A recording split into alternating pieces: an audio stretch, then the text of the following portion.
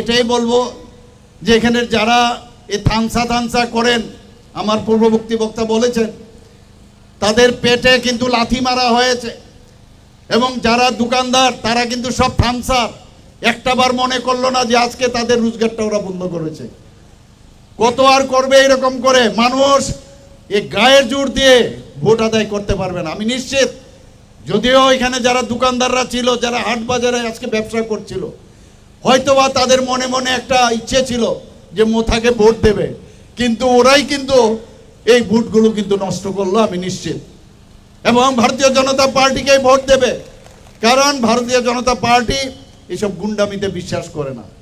শান্তির কথা বলে যে শান্তি চাই শান্তি চাই, কত রকমের অ্যাক্টিং আর অশান্তির বাতাবরণ সারা ত্রিপুরাতে। আমরা 100, আজকে আপনারা সবাই জানেন যে 100% আমরা দেওয়ার চেষ্টা করছি। আমি নিজেকে, আমি সবসময় ভাবি যে আমি আপনাদেরই একজন।